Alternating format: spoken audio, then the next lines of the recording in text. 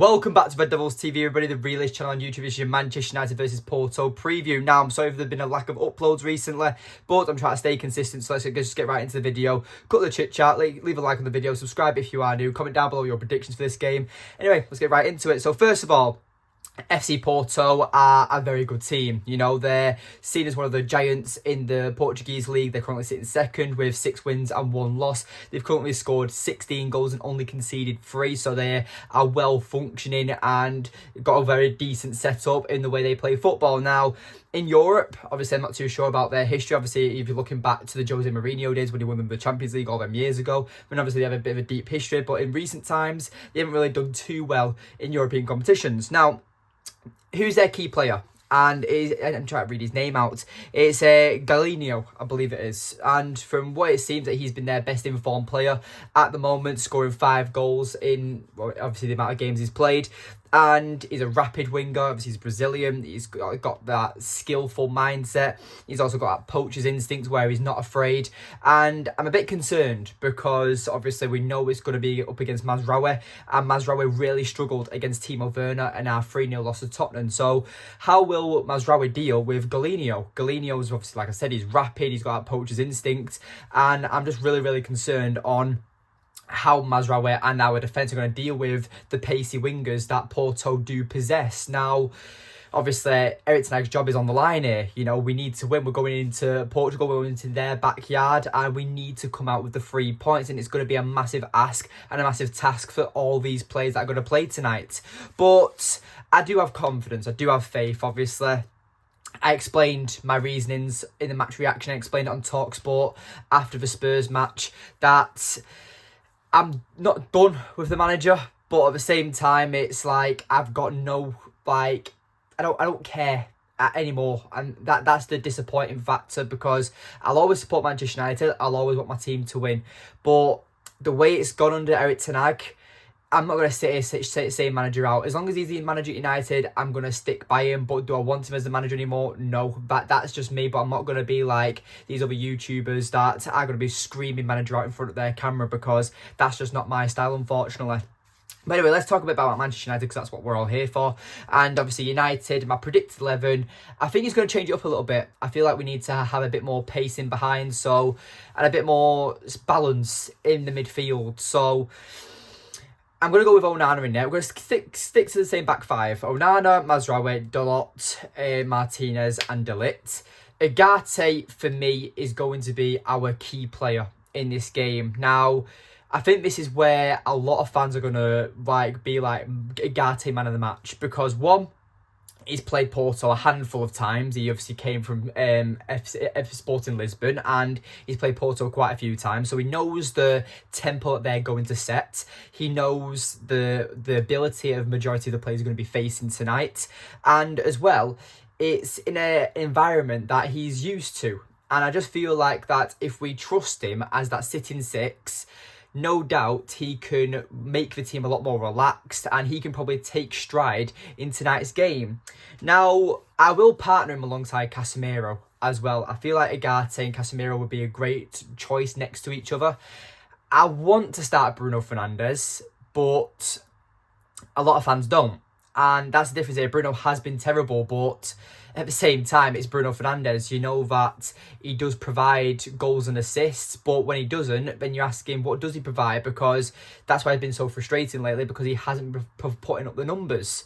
But at the same time, Bruno's Bruno. He's our club captain. He's probably one of the first names on the team sheet. So I really want to know how Erik ten Hag is going to treat Bruno, because obviously we won the appeal for the red card against Spurs. Obviously he is available to play in our next Premier League game against Aston Villa. But I want to know what Erik ten Hag is going to be doing with Bruno. Is he going to let him sit on the sideline saying that, listen, I know it wasn't a red card, but clearly you need to have a break? Or is he just going to keep starting him? So we'll have to see. But that's my midfield 3.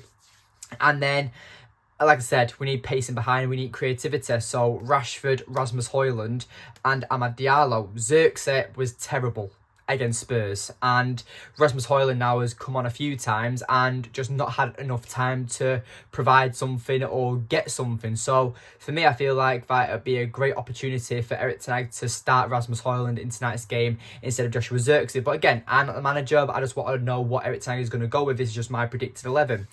But at the same time, obviously, with going back to Ugarte, he is going to be a key player for us in this game, I believe. Obviously, we know how good he is with tackling. Obviously, I think he's just getting a bit more set into the Premier League. But I feel like a game like this, where it's in a country and, like I said, a stadium and an environment that he's used to, we might see a much better Ugarte than what we've currently seen. We might see the player we've actually signed. But, as well, is this Erik ten Hag's last week? I feel like that, I said it on TalkSport, he won't get sacked after the Spurs game. A lot of fans were saying that, has he been sacked yet? Has he been sacked yet? No. Like, ten Hag's going to be the manager to the end of the week no matter what.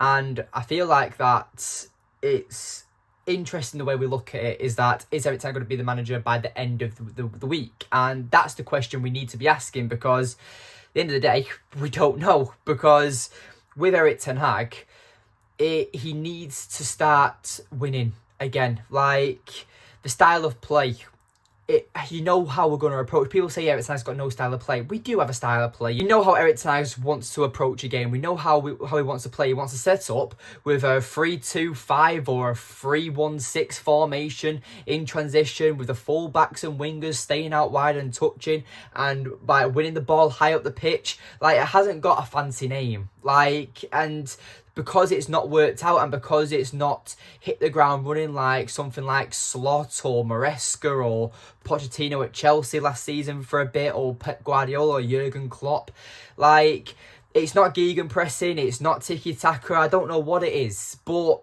you know what we're trying to do. We just can't do it. So either that's down to the players not being good enough, or Erik ten Hag being extremely stubborn and not like allowing the players to adjust or change his mindset.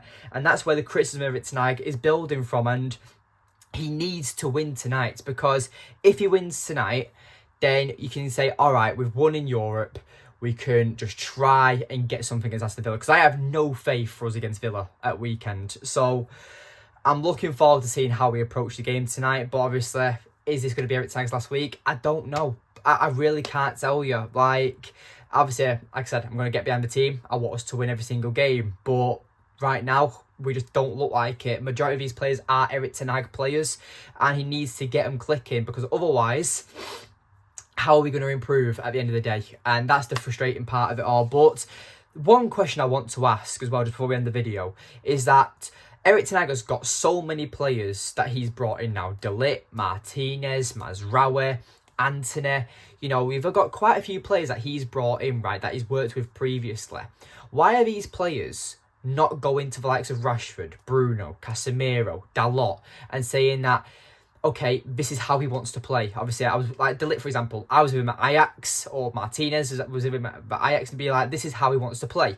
And ten Hag is like, right, okay, right, explain it to them on the pitch. And this is where the lack of leaders show for Manchester United, and that's why it's frustrating, because we don't communicate on the pitch. It's like moments of just things trying to happen, and players think one step at a time instead of thinking 3 or 4 steps ahead, and that's why we're so pragmatic in the build-up. And when you want to play a system like Erik ten Hag, but your approach is pragmatic, it's not going to work out. And that's why I think this is Erik ten Hag's biggest flaw with his tactics at the moment. But anyway, I just hope we get the win against Porto. Make sure you leave a like on the video, subscribe if you are new, and I'll see you in the next one.